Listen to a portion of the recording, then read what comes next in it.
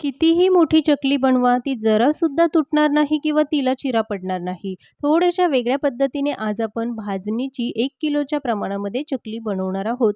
पण तुम्हाला माहिती आहे का, चकली जर तेलामध्ये सुटत असेल, तर तेलामध्ये हा पदार्थ घातला जातो, ज्यामुळे चकली तेलामध्ये सुटत नाही आणि अगदी परफेक्ट अशी चकली तयार होते.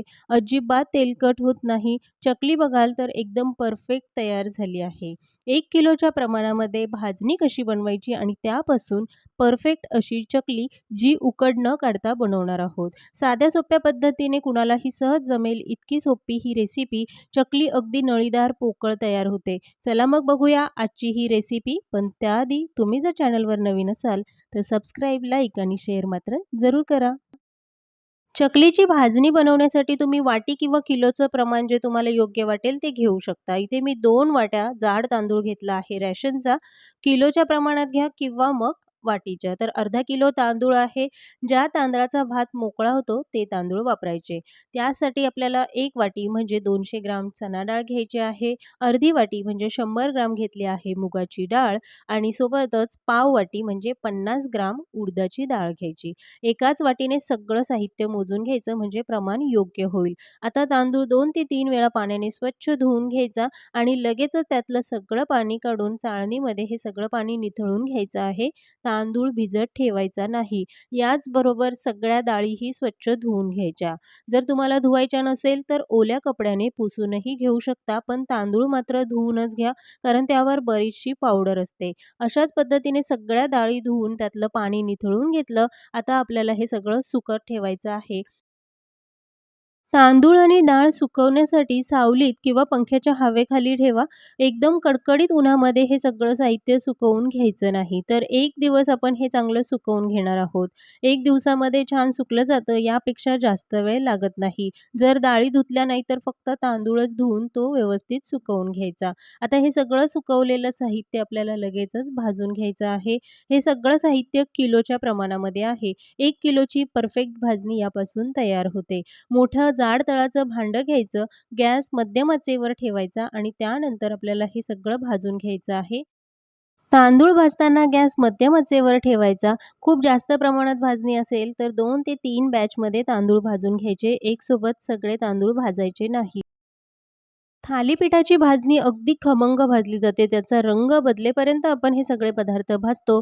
तशी चकलीची जी भाजणी आहे ती भाजत नाही. हलकेसे हे पदार्थ भाजून घ्यायचे. एकदम रंग बदलेपर्यंत भाजायचं नाही. तर चण्याची डाळही भाजून घेऊया. भाजण्यासाठी 3 ते 4 मिनिटं लागतात. यापेक्षा जास्त वेळ लागत नाही.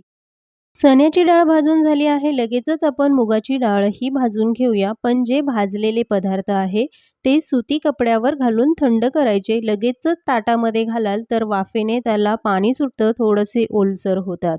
उडदाची डाळही भाजून घेतली. आता आपल्याला यामध्ये घालायचे आहे पाव वाटी म्हणजे 50 ग्राम साबुदाणा. 2 ते 3 मिनिटं साबुदाणाही मंद आचेवर भाजून घेऊया. जे काही पदार्थ घेतले ते सगळे भाजूनच घ्यायचे आहे. पाववाटी म्हणजेच 50 ग्राम जाड पोहे घेतले. तेही अगदी खमंग असे भाजून घेऊया आणि थंड करण्यासाठी ठेवू. धनेही भाजून घ्यायचे आहे. तर धने घेतले आहेत 10 ग्राम आणि चमच्याने मोजून घेणार असाल तर 3 चमचे धने आहेत. चमचा जो आपण नेहमी घरामध्ये वापरतो तोच हा चमचा आहे. अगदी मस्त सुगंध येईपर्यंत हे धने भाजून घेतले आणि तेही थंड होण्यासाठी ठेवूया. लगेचच भाजायचे आहेत जिरे. तर 3 चमचे जिरे आहे. वजनी प्रमाणात बघाल तर 10 ग्रामच जिरे घ्यायचे. धने आणि जिऱ्यांचं प्रमाण समप्रमाणात आहे. आता हेही छान भाजून घेतले. लगेचच काढून थंड होण्यासाठी ठेवूया. धने आणि जिरे भाजताना अगदी काळपट होईपर्यंत भाजायचे नाही. हलकासा रंग बदलला आणि छान असा सुगंध या मसाल्यांमधून यायला लागला, की लगेच काढून थंड होण्यासाठी ठेवायचे. यामध्येच घालणार आहोत आपण आता ओवा. तर 1.5 चमचा ओवा घेतला आहे. वजनी प्रमाणात बघाल तर फक्त 5 ग्राम ओवा घातला. ओव्यामुळे ही भाजणीची जी चकली आहे त्याला छान अशी चव येते. नंतरही ओवा घातला जातो, पण भाजणीमध्येही ओवा घाला. छान चविष्ट चकली तयार होईल. ओवा भाजून झाला, थंड करून घेऊया. हे सगळे पदार्थ चांगले थंड करून घ्यायचे. सगळे पदार्थ भाजून झाले, पण भाजताना एक काळजी जरूर घ्या. थालीपीठासारखे खमंग भाजणी भाजायची नाही. थालीपीठ आणि चकलीची भाजणी 2 वेगळ्या पद्धतीने भाजली जाते. त्यामुळे जर तुम्ही थालीपीठासारखे अगदी खमंग रंग बदलेपर्यंत सगळी भाजणी भाजाल, तर चकली व्यवस्थित होणार नाही. म्हणूनच भाजणी भाजताना थोडीशी काळजी घ्या. आता गिरणीवरनं दळून आणताना गव्हाच्या पिठावर लगेचच ही भाजणी दळून आणायची नाही, नाहीतर पीठ चिवट होतं. गिरणीवरनं दळून आणायचं नसेल, तर घरी मिक्सरवरही दळू शकता. हलकसं रवाळ हे पीठ हवं. आता लगेचच चकल्या बनवून घेऊया. चकल्या बनवताना पीठ मोजून घ्यायचं म्हणजे पाण्याचा अंदाज चुकत नाही आणि वाटीमध्ये पीठ भरताना थोडं हलक्या हातानेच भरायचं, एकदम दाबून भरायचं नाही, नाहीतर पाण्याचा अंदाज चुकतो. आता पीठ घेतलं आहे 4 वाट्या. जरी तुम्हाला पूर्ण 1 किलो भाजणीची चकली बनवायची असेल, तरी 2 बॅचमध्येच पीठ मळून घ्या आणि लगेचच चकल्या बनवा. एक सोबत सगळं पीठ भिजवून ठेवलं तर मग पीठ कोरडं पडतं आणि चकल्या तुटतात. पाव चमचा हिंग घातला, अर्धा चमचा ओवा घालायचा कारण भाजणीमध्येही आपण ओवा वापरला आहे. 2 चमचे तीळ घालून घेतली. आता मीठ घालणार आहोत तर टीस्पूनने हे मीठ मोजून दाखवते. 3 टीस्पून मीठ घालायचं आणि चमच्याने घेणार असाल तर 1.5 चमचा मीठ घ्यायचं. लाल तिखट घालायचं आहे 5 टीस्पून म्हणजे 2 ते 2.5 चमचे लाल तिखट घालायचं. पण मी जे तिखट वापरलं ते काश्मीरी लाल तिखट आहे. काश्मीरी लाल तिखटमुळे चकलीला रंग छान येतो, पण ते खूप जास्त तिखट नसतं. अर्धा टीस्पून हळद घालून घेतली आणि आता हे व्यवस्थित मिक्स करून घेऊ. तिखट आणि मीठ तुम्ही तुमच्या अंदाजाने थोडंफार कमी जास्त करू शकता. आता पिठामध्ये आपल्याला मोहन घालायचं आहे, तर चमच्याने आपण तेल मोजून घेणार आहोत. 4 वाट्या पीठ घेतलं आहे, यासाठी 4 चमचेच तेल घ्यायचं. तेलाऐवजी तुम्ही तूपही घालू शकता. तुपाचंही मोहन चकलीमध्ये घालतात. खमंग कुरकुरीत चकली हवी असेल तर त्यासाठी तेलाचं मोहन योग्य प्रमाणात असणं गरजेचं आहे. जास्त तेलाचं मोहन घालाल तर चकली तेलामध्ये सुटते आणि व्यवस्थित तळली जात नाही. कमी मोहन असेल तर चकली कडक होते. म्हणूनच योग्य प्रमाणात हे मोहन घालून घ्यायचं. कडकडीत असं तेल गरम करून पिठावर घालून हाताने चांगलं चोळून घ्यायचं. पिठाचा असा मुटका तयार होतो म्हणजेच मोहन अगदी योग्य प्रमाणात आहे. आता पाणी घ्यायचं आहे, तर ज्या वाटीने आपण पीठ मोजून घेतलं त्याच वाटीने मी 3 वाट्या पाणी घेतलं. पूर्ण 3 वाट्या पाणी लागत नाही, पण एक सोबतच पाणी आपण गरम करून घेऊ. कमी जास्त पाणी लागू शकतं. पाणी इतपत गरम करायचं, की हाताला चटका सोसवेल इतपत हे पाणी गरम आहे. खूप जास्त कडकडीत गरम करायचं नाही. आता हळू आपण हे पाणी पिठामध्ये घालून घेऊया आणि पीठ भिजवून घ्यायचं आहे. पाणी घालताना बेतानेच घाला. एकदम सगळं पाणी घालायचं नाही. पीठ पातळ होऊ शकतं. थोडं पाणी घालाल म्हणजे पिठाचा अंदाज येतो आणि पाण्याचंही प्रमाण योग्य होतं. आता हे पीठ आपण भिजवून घेत आहोत. पीठ भिजवताना बघाल तर मी थोडा पाण्याचा हात घेऊन नंतरच पीठ भिजवून घेतलं. पीठ भिजवताना खूप पातळ किंवा घट्टसर भिजवायचं नाही. यावर ताट ठेवून 25 मिनिटं आपण हे असंच ठेवूया. 25 मिनिटानंतर बघाल तर ताटावर हलकीशी वाफ तयार होते. म्हणजे पीठ अजून आपलं गरम आहे, दमट आहे आणि पीठ भिजवण्यासाठी पाणी लागलं आहे 2 वाट्या. 1 वाटी पाणी आपलं शिल्लक राहिलं. तुम्हाला थोडंफार कमी जास्त लागू शकतं. आता पीठ थोडंसं कोरडं झालं म्हणून मी अगदी 1 चमचा पाणी यावर घालून पुन्हा हे पीठ चांगलं मळून घेतलं.